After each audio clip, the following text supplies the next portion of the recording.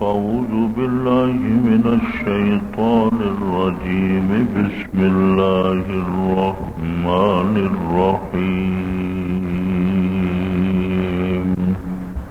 إنا أنزلناه في ليلة القدر وما أدراك ما ليلة القدر. ليلة القدر خير من 1000 شهر.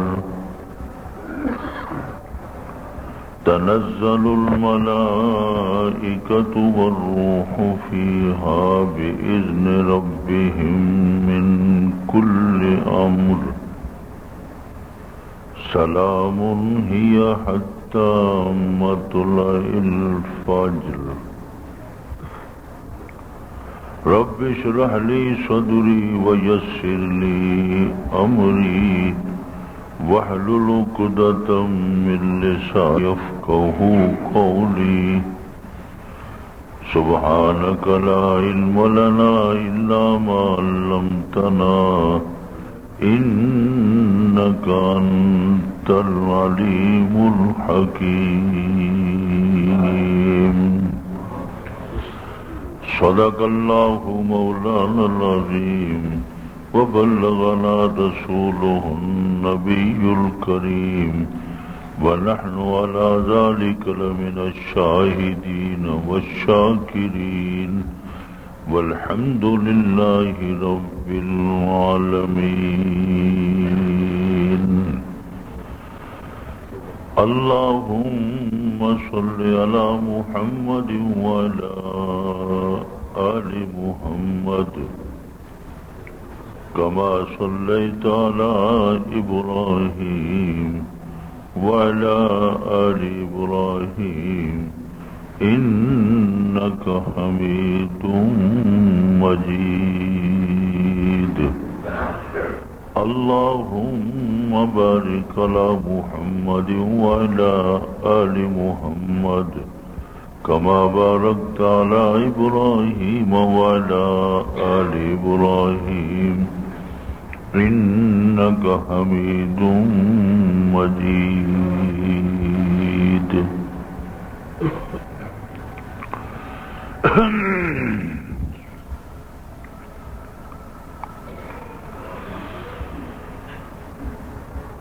قابل صد احترام دوستو، عزیز نوجوانوں اور عزیز بچوں،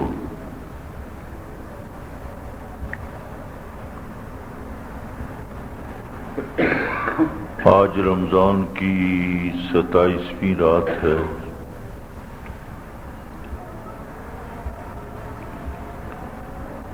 رات بھی ہے، مسجد بھی ہے، اختتام قرآن بھی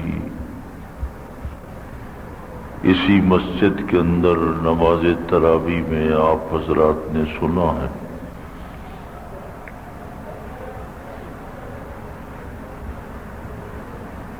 اللہ تبارک و تعالی نے آسمان سے 4 کتابیں نازل فرمائیں،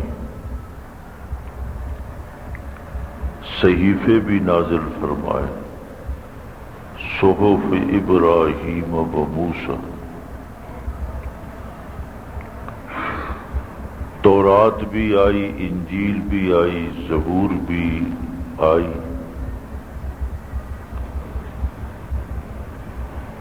سب سے آخر میں اللہ تبارک و تعالی نے قرآن مقدس کو جناب محمد الرسول اللہ صلی اللہ علیہ وسلم کے قلب منور پر نازل فرمایا۔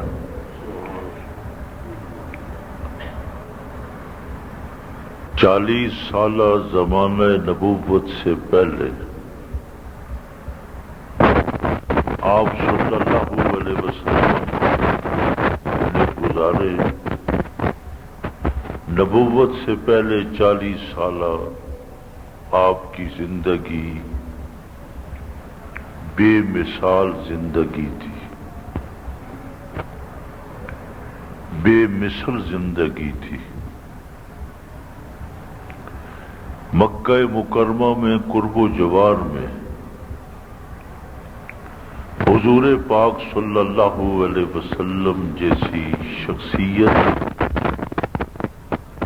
نہ وجود کے اعتبار سے، نہ برتاؤ کے اعتبار سے، نہ اخلاق کے اعتبار سے، نہ زبان کے اعتبار سے کوئی شخص نظر نہیں آتا تھا کہ جو حضور پاک صلی اللہ علیہ وسلم کی کسی طرح بھی برابری کر سکے۔ حضور پاک صلی اللہ علیہ وسلم ہر بڑے سے چھوٹے سے آپ کا برتاؤ بے مثال۔ مکہ مکرمہ میں ہر ماں باپ ان کی خواہش یہ تھی کہ ہماری اولاد بھی جناب محمد الرسول اللہ صلی اللہ علیہ وسلم کی طرح بن جائے۔ ہر شخص، ہر بڑا چھوٹا، امیر غریب، مقیم مسافر جب حضور سے ملاقات کر لیتا تھا تو حضور پاک صلی اللہ علیہ وسلم کا گرویدہ بن جاتا تھا، آپ کے اخلاق سے متاثر ہوتا تھا۔ جیسے مقناطیس وہ لوہے کو اپنی طرف کھینچتا ہے،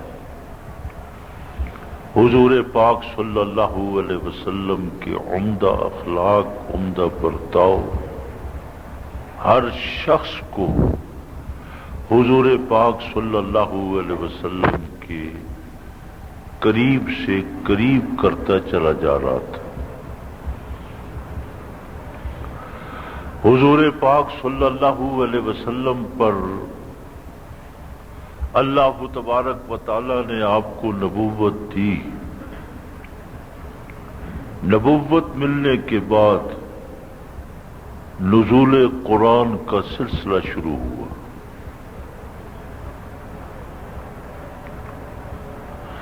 جب نزول قرآن کا سلسلہ شروع ہوا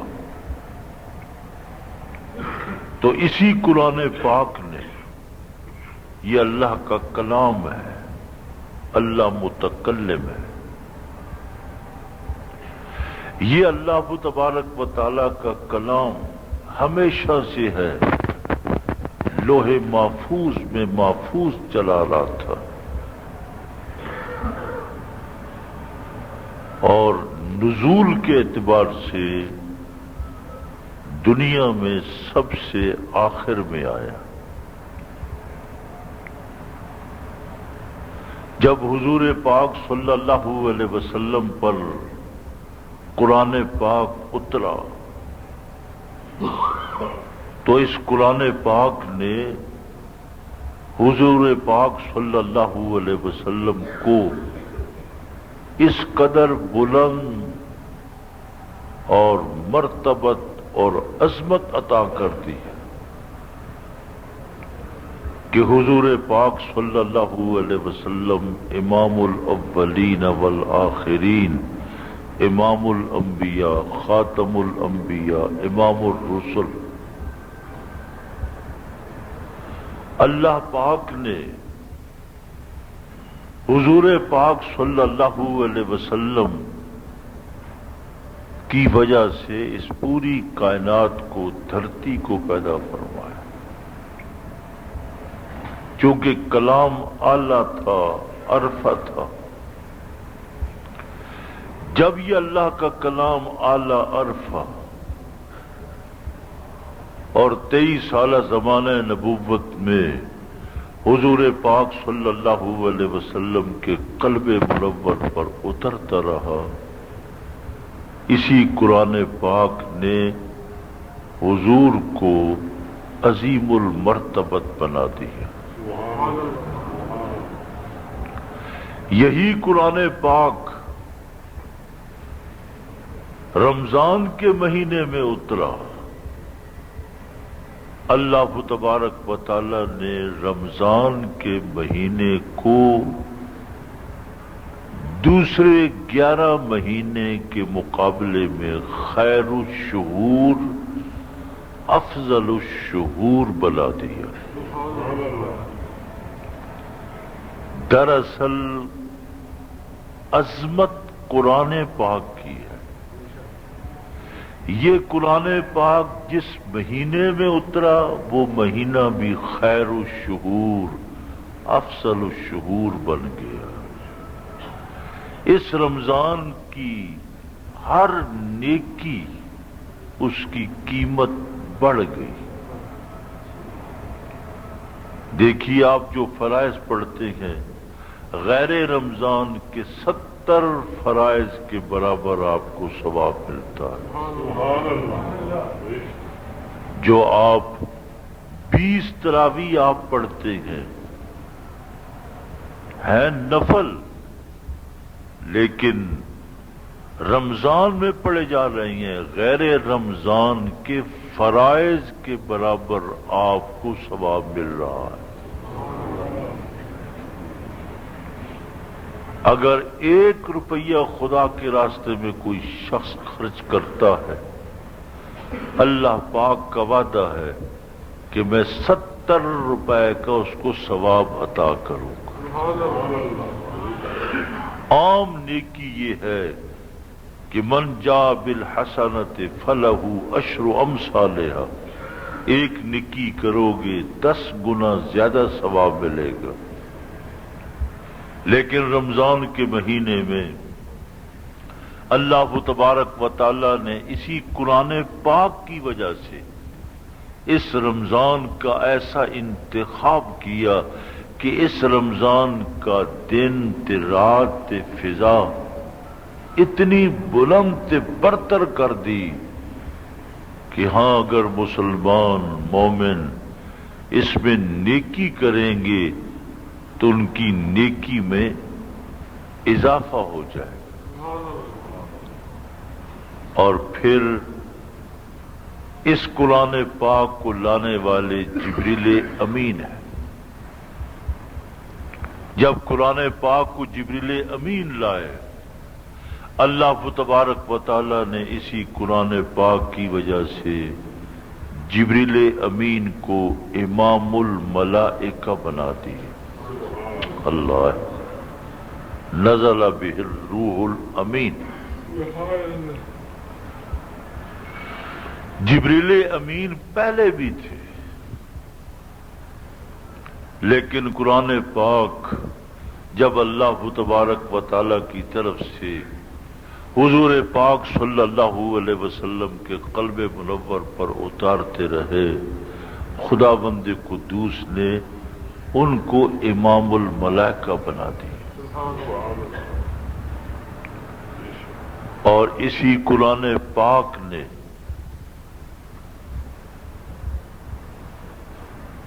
جس سرزمین پر یہ قرآن پاک اترا،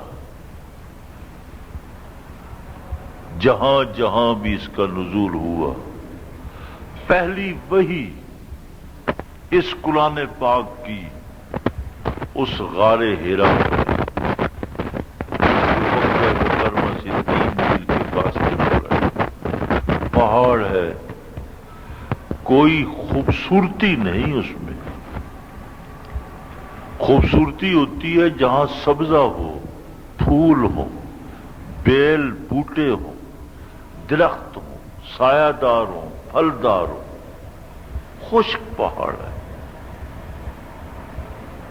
لیکن وہ خشک ہونے کے باوجود آج بھی وہ غار ہیرا اپنے مقدر پر، اپنی سعادت پر وہ ناز کرتا ہے کہ بے شک دنیا میں خوبصورت سے خوبصورت پہاڑ ہوں گے، وادیاں ہوں گی، ریگستان ہوں گے، علاقے ہوں گے، شہر ہوں گے، پارک ہوں گے، آبشاریں ہوں گی، دریا ہوں گے،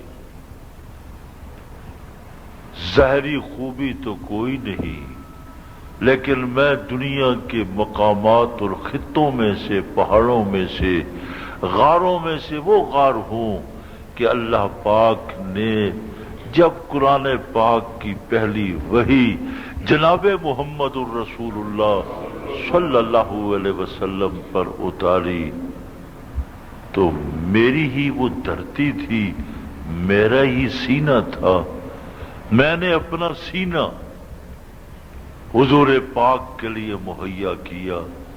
وہ قرآن جہاں حضور پاک صلی اللہ علیہ وسلم کے سینے عطر کو منور کر رہا تھا، میں بھی اسی قرآن سے ایسا منور ہوا کہ مجھے دنیا کے حسن و جمال، درختوں کی، بیل بوٹوں کی، پتیوں کی، آبشاروں کی مجھے کوئی ضرورت نہیں ہے، میرے پاس تو قرآن پاک کا نور موجود ہے۔ اقرا بسم ربک الذی خلق۔ اللہ آج بھی غار حرا زبان قال سے تو نہیں، لیکن زبان حال سے آج بھی غار حرا یہی آواز دے رہا ہے، اقرا بسم ربک الذی خلق، خلق الانسان من علق، اقرا وربک الاکرم۔ دیکھو آج بھی آواز دے رہا۔ حضور پاک صلی اللہ علیہ وسلم مکہ مکرمہ میں رہے، مکہ مکرمہ کو بے شک وہاں بیت اللہ خدا کا گھر تھا، لیکن حضور کی وجہ سے اللہ پاک نے اس بیت اللہ کو بھی 4 چاند لگا دی۔ حضور پاک صلی اللہ علیہ وسلم مکہ مکرمہ کو چھوڑ کر یثرب، مدینہ منورہ، المدینہ الطیبہ تشریف لے گئے۔ المدینہ الطیبہ بھی آج حرم بن گیا، حرمین الشریفین۔ آج مسلمان کیا کہتے ہیں؟ الحرمین الشریفین۔ مکہ مکرمہ کی سرزمین چپے چپے پہ جہاں جہاں بھی قرآن پاک اترتا گیا، آج وہ مقام تھے، وہ جگہ دوسرے مقامات تھے، دوسری جگہوں سے، دوسرے پلاٹوں سے وہ قسمت والی۔ دیکھو زمین زمین ہے، پلاٹ سب پلاٹ ہی ہوتے،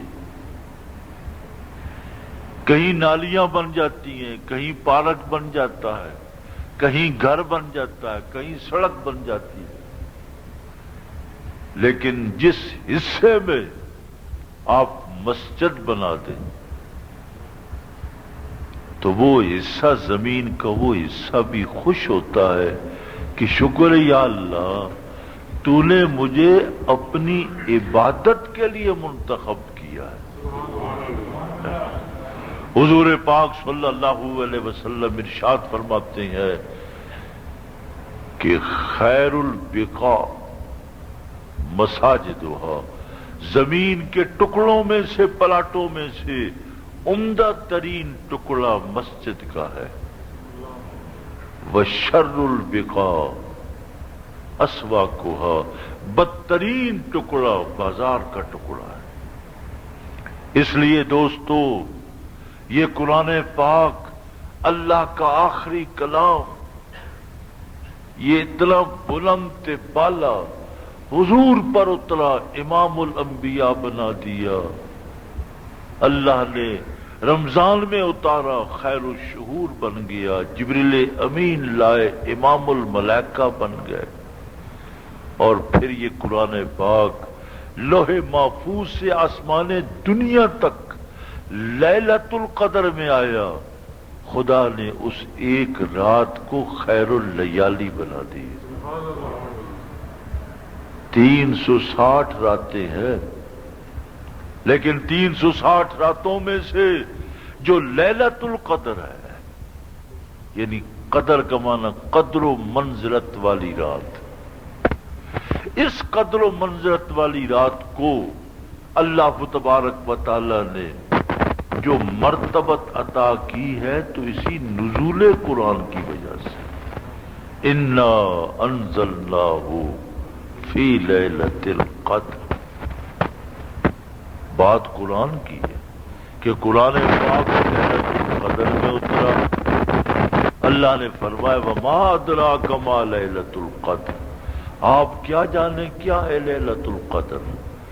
لیلۃ القدر خیر من الف شہر، لیلۃ القدر 1000 مہینے کی عبادت سے افضل۔ اللہ، 86 سال تے کئی ماہ، اس سے بھی افضل۔ چلو اگر کوئی شخص لیلۃ القدر ساری رات نہیں جاگتا تو رات اگر ہے 10 گھنٹے کی تو 10 گھنٹے میں سے اگر 4 گھنٹے بھی 5 گھنٹے بھی وہ عبادت میں لگ جاتا ہے۔ آپ یہاں بیٹھے ہیں عبادت میں ہیں، خدا کے گھر بیٹھے ہیں، نماز تراویح پڑھی، فرائض، تو اب عبادت میں خدا کی بارگاہ میں، خدا کے حضور، اللہ کے سیکریٹریٹ میں آپ عبادت کر رہے ہیں، آپ قیام میں ہیں۔ اس لیے اس نسبت کے اعتبار سے اللہ پاک آپ کو ثواب عطا فرمائیں گے۔ حدیث پاک میں آتا ہے کہ حضور پاک صلی اللہ علیہ وسلم نے پہلی امتوں میں سے ایک نیک مسلمان کا ذکر کیا کہ جو مسلسل 500 سال تک ساری رات جاگتا تھا، تھوڑی نیند کی اور دن میں گھوڑے پر سوار ہو کر خدا کے راستے میں جہاد کرتا تھا۔ جب حضور پاک صلی اللہ علیہ وسلم نے اس کی عبادت، ریاضت، زہد، تقوی کا ذکر کیا، صحابہ کرام رضوان اللہ علیہ مجمعین نے عرض کیا حضور ہماری عمر تھوڑی، 50 سال، 40 سال، 70 سال، 60 سال، پھر تو وہ امت ہم سے آگے نکل گئی۔ اللہ تبارک و تعالی نے سورۃ القدر نازل فرما کر اس امت کو یہ شرف عطا کیا کہ اللہ نے تمہیں ایک رات ایسی دے دی ہے کہ اگر اس رات کو تم خدا کے حضور جاگو گے، عبادت کرو گے، قیام کرو گے، تلاوت کرو گے، ذکر کرو گے، ایک رات کی عبادت 1000 مہینے کی عبادت سے افضل۔ اب افضل کو اللہ پہ چھوڑو، کتنی افضل ہے اللہ پر چھوڑو۔ جیسے اللہ بہت بڑا ہے اس کی افضلیت بھی بہت بڑی ہے۔ میں خود کوئی جمع خرچ کر کے تفریق کر کے آپ کے سامنے پیش کروں نہیں، اللہ بڑے کریم ہے۔ تو جب اللہ کریم ہے تو بڑے خوش قسمت وہ لوگ ہیں جن کو اپنی زندگی میں ہر سال لیلۃ القدر میسر آتی ہے۔ دیکھو کتنے خوش قسمت ہیں وہ لوگ کہ لیلۃ القدر تلاش کرتے ہیں۔ حضور پاک صلی اللہ علیہ وسلم نے جب 10 روزے گزرے تو آپ اعتکاف بیٹھ گئے، جب 20 روزے ہو گئے حضور پاک صلی اللہ علیہ وسلم نے اپنے خیمے سے منہ باہر نکالا، فرمایا جس رات کی تلاش میں میں نے اعتکاف کیا تھا وہ مجھے رات ابھی ملی نہیں، اب میں نے آخری عشرے کے اعتکاف کی بھی نیت کر لی ہے۔ 20 دن حضور پاک صلی اللہ علیہ وسلم نے اعتکاف فرمایا، اور پھر حضور پاک صلی اللہ علیہ وسلم نے ارشاد فرمایا تحروا لیلۃ القدر، لیلۃ القدر کو آخری داغے کی تاک راتوں میں تلاش کر۔ اللہ کو تعالیٰ نہ پریشان ہو کر دودھ ختم ہو گیا، کوئی چھاتی میں دودھ نہیں، بھوکی ہے، پیاسی ہے، دوڑ لگانی شروع کر دی، کبھی صفا پہاڑی پہ کبھی مروہ پر، اللہ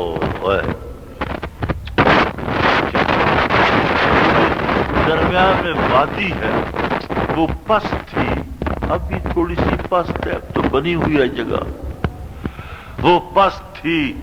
جب حضرت سیدہ ہاجرہ رضی اللہ تعالی عنہا اس مقام پر پہنچتی تھی، بچہ اوجل ہو جاتا تھا، دوڑ لگاتی تھی، آبادی نہیں تھی، مرد نہیں تھے، تنہا تھی، تنہائی میں کوئی عورت اپنے گھر دوڑ لگا لے تو کوئی گناہ نہیں، لیکن کالجوں میں ہاکی کھیلتے ہوئے، فٹ بال کھیلتے ہوئے، اسلام ہمیں اس بات کی اجازت نہیں دیتا کہ ہماری بیٹیاں یا تو پردہ اطلاع ہو، کوئی مرد نہ دیکھ رہا ہو،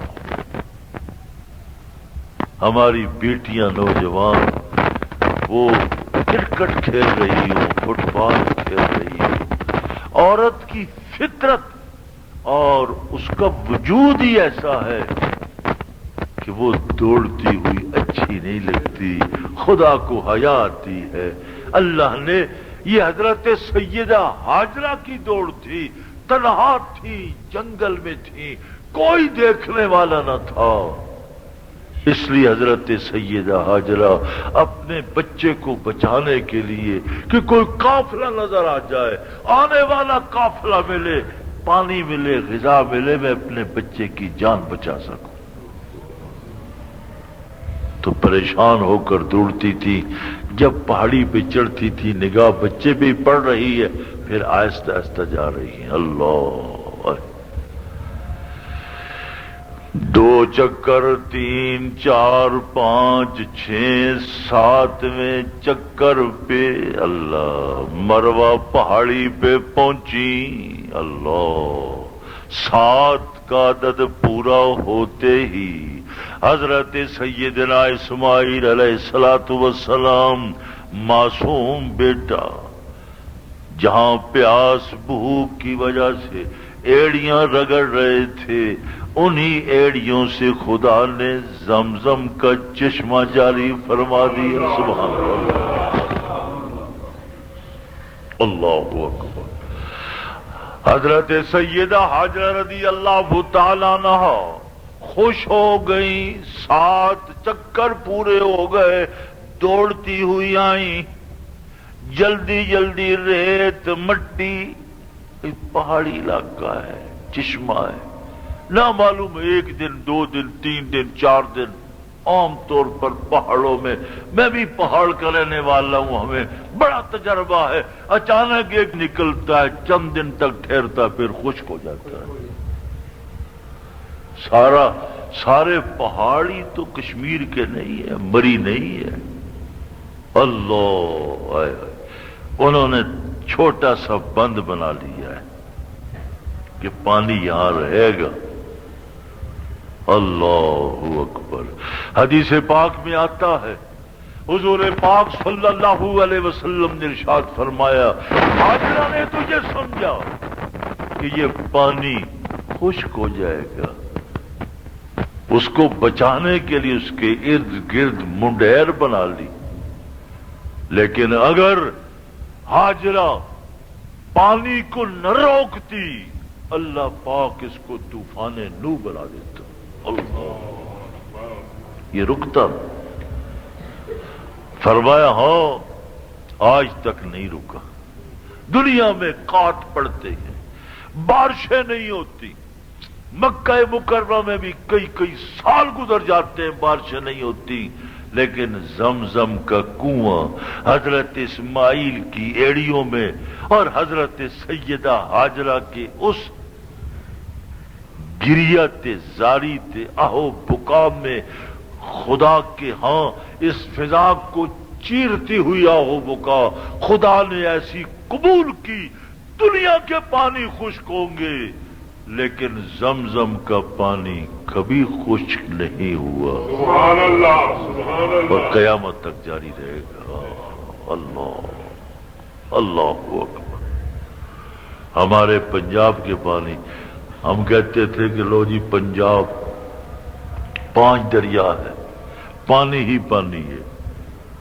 پرانے بزرگ کہتے تھے لو ادھر ہمیں مغربی پاکستان کا خطہ ایسا دیا، پانی ہی پانی، سیلاب ہی سیلاب، سیلاب ہی سیلاب، پانی آ جاتا ہے.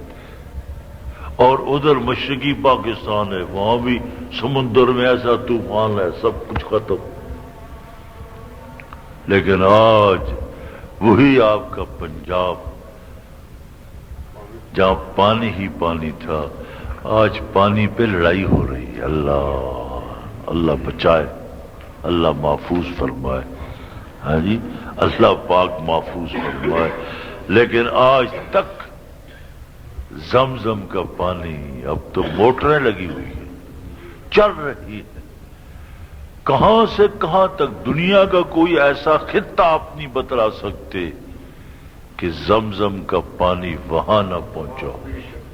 کپیوں میں ہے جی اور بوتلوں میں، دوسرے یہ کیا نام ہے ان کا، کینوں میں، آئے ہائے ہائے، کینے ٹین کنستر بھر بھر کر، ڈرم بھر بھر کر لوگ لے جا رہے ہیں. اب مکہ مکرمہ سے مدینہ جو اندر اندر پانی ہوتا ہے،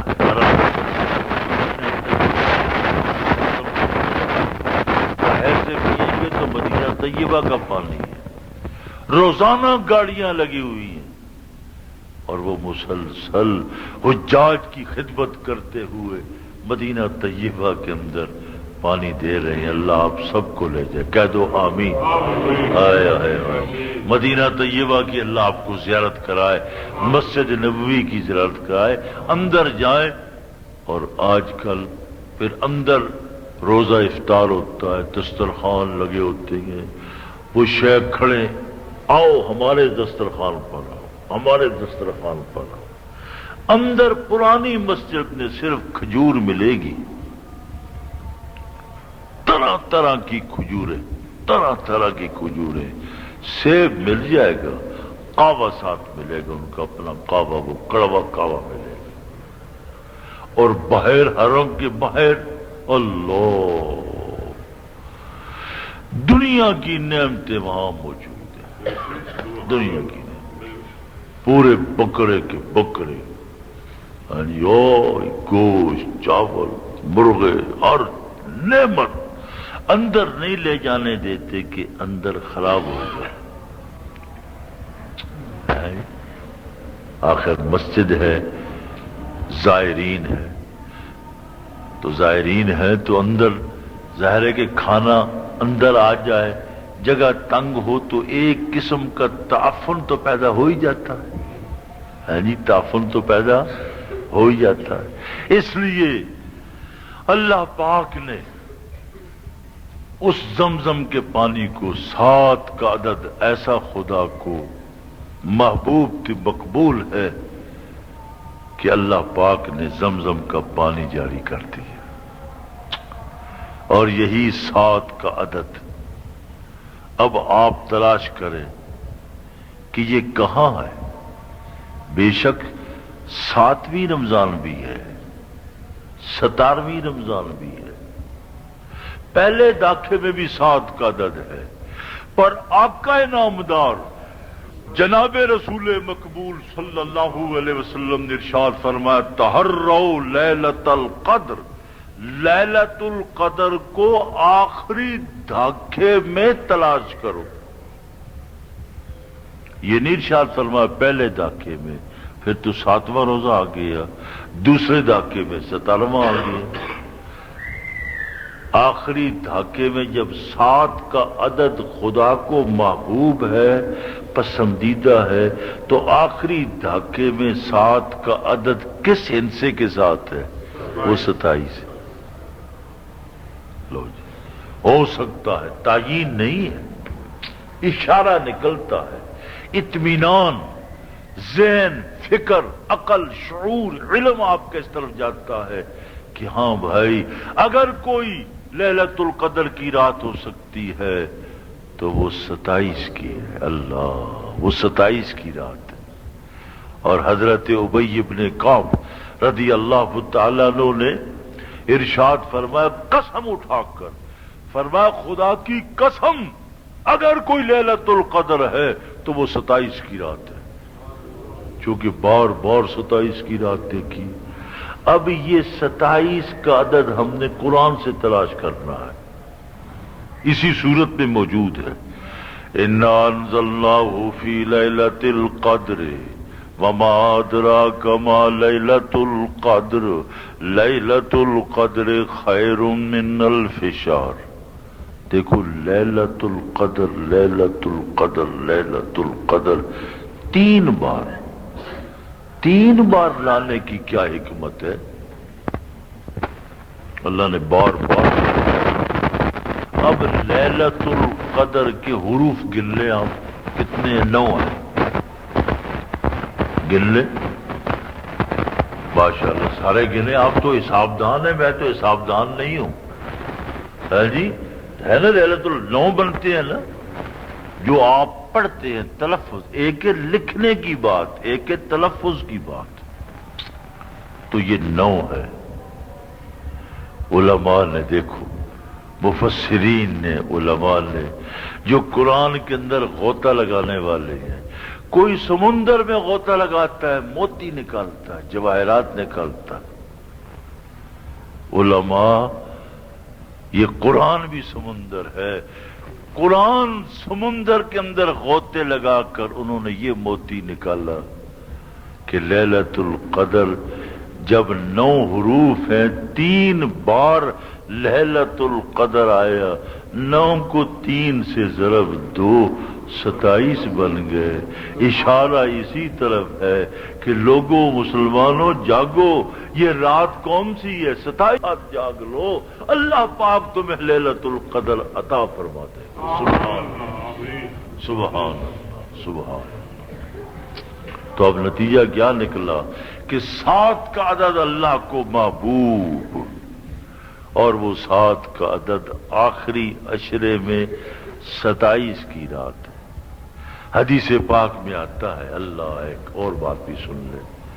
حضور پاک صلی اللہ علیہ وسلم گھر سے، حجرہ مقدسہ سے باہر تشریف لائے، لیکن جب تشریف لائے تو اچانک صحابہ میں لڑائی ہو گئی. لڑائی ہو ہی جاتی ہے، نیک لوگ بھی لڑ پڑتے ہیں، صحابہ بھی انسان ہے. حضور نے فرمایا اللہ نے مجھے لیلۃ القدر کی تعیین عطا کی تھی، میں گھر سے اس لیے نکلا کہ تمہیں خبر دوں کہ فلاں رات لیلۃ القدر ہے، لیکن تمہاری لڑائی کی وجہ سے 2 آدمی لڑ پڑے، اللہ پاک نے تعیین اٹھا لی. جس گھر میں 2 بھائی ہوں لڑ پڑیں گے برکت اٹھ جائے گی. جس دکان میں 2 بھائی ہوں گے، 2 پارٹنر ہوں گے، لڑیں گے برکت ختم ہو جائے گی. اب پارٹنر کی ضرورت ہی نہیں، تھوڑا کام ہو اکیلے کرو، پارٹنر نہیں چلتے. اخلاص ہی نہیں، جب اخلاص نہیں ہوگا کب چلے گا؟ اس لیے تنہا، اکیلے. اس لیے اللہ تبارک و تعالی نے یہ رمضان کا مہینہ اس امت کو عطا فرمایا، اس لیلۃ القدر کی فضیلت یہ نزول قرآن کی وجہ سے ہے، نزول قرآن کی وجہ سے ہے کہ یہ اس رات کو اترا، اللہ نے اس رات کو بھی خیر اللیالی بنا دیا۔ حدیث پاک میں آتا ہے کہ یہ قرآن پاک جس بچے نوجوان کے سینے میں ہے اور وہ اپنی غلطیوں کی وجہ سے، گناہوں کی وجہ سے جہنم جائے گا تو جہنم کی آگ دور دور رہے گی، اس کے قریب نہیں آئے گی۔ اللہ اللہ، کتنی بڑی نعمت ہے۔ قرآن اللہ پاک کا کلام ہے۔ جب اللہ پاک کا کلام ہے، جو شخص قرآن پڑھتا ہے اس کا براہ راست اللہ سے تعلق جڑ جاتا ہے۔ قاری صاحب پڑھ رہے، ہم سن رہے ہیں، ہم سب کا تعلق اللہ سے جڑا ہوا ہے۔ قرآن جو سن رہے ہیں، قرآن سننے والا تو اللہ کا کلام ہے۔ اس لیے ایک بزرگ فرماتے ہیں، حضرت تھانوی رحمت اللہ علیہ نے ارشاد فرمایا کہ وہ بزرگ فرماتے ہیں جب میرا دل چاہتا ہے کہ میں اللہ سے ہم کلام ہوں، میں نماز شروع کر دیتا ہوں، الحمدللہ رب العالمین الرحمن الرحیم، میں اللہ سے باتیں کر رہا ہوں۔ حدیث پاک میں بھی آتا ہے نا کہ جب تم نماز پڑھو تو اپنی زندگی کی آخری نماز سمجھ کر، اور جب تم نماز کے لیے کھڑے ہوتے ہو تو اللہ کے حضور کھڑے ہوئے ہو۔ جب اللہ کے حضور کھڑے ہوئے ہو تو تم یہ سمجھو کہ ہاں اب اللہ میرے سامنے ہے، میں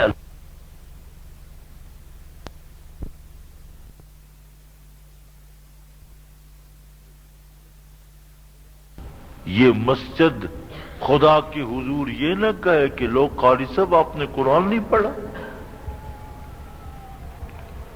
تو علماء نے ان کا واقعہ لکھا ہے کہ اب آخری وقت ہے، مرض الموت، مرض الوفات، جس چارپائی بستر پر لیٹے ہیں اتنے کمزور ہو چکے تھے، اپنے بچوں سے کہتے تھے یہ نیچے سارا قرآن نظر آ رہا ہے، قرآن کے اوراق ہے، یہ اٹھاؤ ان کو، قرآن پاک بے ادبی ہو رہی ہے، بے ادبی ہو رہی ہے۔ بچے کہتے تھے ابا جان ایسا نہیں، یہ بستر ہے، چارپائی ہے، قرآن پاک نہیں ہے۔ لیکن وہ بار بار آخرکار بچوں نے ان کے استاذ کو بلایا کہ ہمارے ابا جان بیمار ہیں، ہمیں پریشان کرتے ہیں کہ یہ نیچے قرآن ہے، ہر طرف مجھے قرآن ہی قرآن نظر آ رہا ہے۔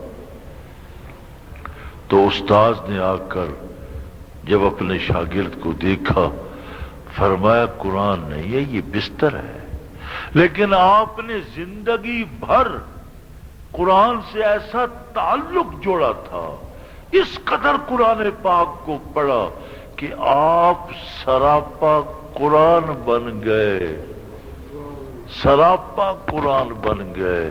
آپ کی نگاہ میں قرآن ہی قرآن آپ کو نظر آتا ہے۔ یہ قرآن کے ساتھ آپ کا تعلق تھا کہ اللہ نے آخری عمر ہر طرف قرآن ہی قرآن بچھا دیا ہے، یہ قرآن نہیں ہے، یہ بستر ہے۔ پھر جا کر تسلی ہوئی۔ اللہ اندازہ لگائے۔ اس لیے یہ قرآن سے تعلق یہ اللہ کی بہت بڑی رحمت اور اللہ کا بہت بڑا فضل ہے۔ اللہ پاک ہم سب کو قرآن پاک کے ساتھ جڑنے کی توفیق عطا فرمائے۔ صحابہ کرام رضوان اللہ علیہ مجمعین راتوں کو قرآن پاک پڑھتے تھے۔ جی حضور پاک صلی اللہ علیہ وسلم سحری کے وقت اٹھے، جب حضرت صدیق اکبر رضی اللہ تعالیٰ عنہ کے ساتھ ہی گھر تھا، وہاں تشریف لے گئے تو آہستہ آہستہ قرآن کی آواز آ رہی، آہستہ آہستہ۔ وہاں سے چلے، ساتھ ہی عمر فاروق کا گھر تھا۔ عمر فاروق رضی اللہ تعالیٰ عنہ کے گھر پہنچے۔ حضرت عمر فاروق خوب اونچی آواز سے قرآن پڑھ رہے ہیں۔ صبح ہو گئی، نماز پڑھی گئی۔ نماز کے بعد ہی آپ صلی اللہ علیہ وسلم کی عادت مبارکہ یہ تھی، آپ مصلی پہ بیٹھ جاتے تھے، ارد گرد صحابہ بیٹھ جاتے تھے، پھر تاریخی باتیں، صحابہ کوئی تاریخی باتیں سناتے تھے، یہاں تک کہ سورج نکل آیا، اشراق کی نماز پڑھ کر پھر حضور نکلتے تھے۔ صبح کا وقت ہو گیا، نماز پڑھی گئی، سب صحابہ بیٹھے ہیں۔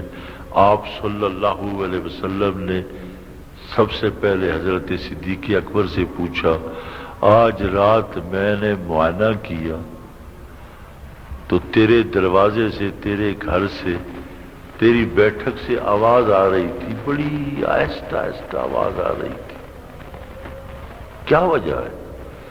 فرمایا میں اپنے رب سے مناجات کر رہا تھا، میرا رب تو ان اللہ علیم بذات الصدور، وہ سینوں کی بات جانتا ہے، میں آہستہ آہستہ پڑھ رہا تھا۔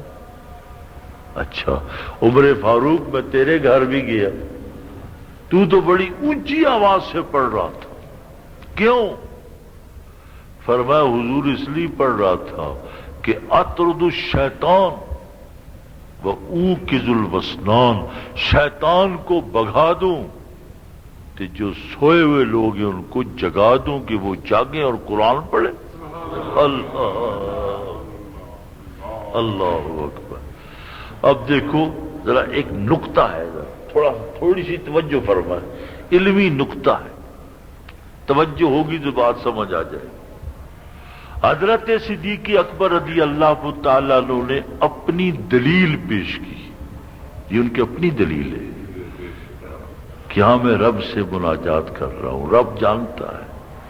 حضرت عمر فاروق رضی اللہ تعالیٰ عنہ نے بلند آواز سے پڑھنے کی اپنی دلیل پیش کی، ان کی اپنی دلیل ہے۔ اللہ اکبر۔ محدثین ارشاد فرماتے ہیں، آگے حدیث میں آتا ہے، حضور نے فرمایا، خدا کا قرآن بھی کہتا ہے، وَلَا تَجْهَرْ بِصَلَاتِكَ وَلَا تُخَافِتْ بِهَا وَابْتَغِ بَيْنَ ذَلِكَ سَبِيلًا، نہ اونچی آواز نہ پڑھو، نہ اتنا پست پڑھو، درمیانی آواز، اتنی اونچی آواز نہیں، جیسے جلسوں میں قرآن پاک پڑھا جاتا ہے، نہیں، نماز ہے، درمیانی آواز، جہاں تک آواز پہنچتی ہے پہنچا، ٹھیک ہے،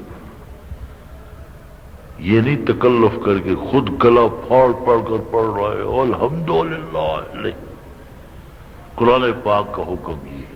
حضور پاک صلی اللہ علیہ وسلم نے حضرت صدیق اکبر سے فرمایا، ارفع صوتک یا ابا بکر، اپنی آواز کو محمد الرسول اللہ کی اتباع کرتے ہوئے تھوڑا بلند کر دیں۔ ہائے ہائے ہائے۔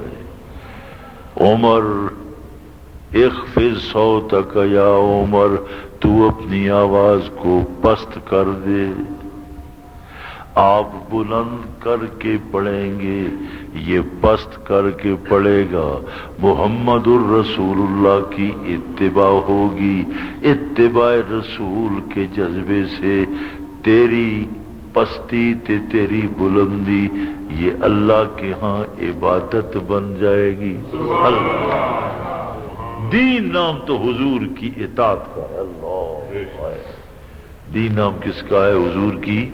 میری نگاہ میں، آپ کی نگاہ میں، میرے دل میں، آپ کے دل میں بہت ہی عمدہ کوئی بات ہو پر دین سے وہ نہیں ملتی، حضور کی زندگی سے نہیں ملتی، وہ ایجاد بندہ ہے، وہ دین نہیں ہے۔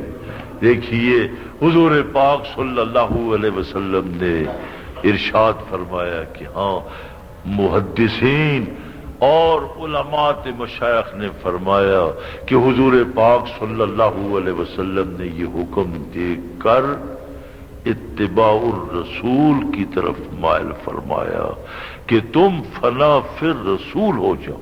یہ ہے فنا فی الرسول. فنا فی الرسول بن جاؤ، فنا فی النفس نہیں. ابو بکر کا آہستہ پڑھنا وہ فنا فی النفس ہے، عمر فاروق کا بلند پڑھنا وہ فنا فی النفس ہے. نہیں، تم فنا فی النفس نہیں، فنا فی الرسول ہو جاؤ. رسول کی ذات میں ڈوب کر آپ آواز کو بلند کر دیں، آپ آواز کو پست کر دیں. اللہ، یہ ہے فنا فی الرسول. اس لیے ہو سکتا ہے آج 27 کی رات ہے، یہ رات لیلۃ القدر کی ہو. اللہ پاک آپ کو لیلۃ القدر مبارک فرمائے. آپ کا قرآن سننا مبارک ہو. اللہ پاک حافظ امین الحق اشرفی کا قرآن پاک سنانا اس کو مبارک ہو. آپ مسلسل آتے رہے، پڑھتے رہے، سنتے رہے. اللہ پاک آپ کی دعاؤں کو، آپ کی حاجات کو، آپ کی خواہشات کو پورا فرمائے. اللہ ہمارے گناہوں کو معاف فرمائے. اب دعا فرما لیں.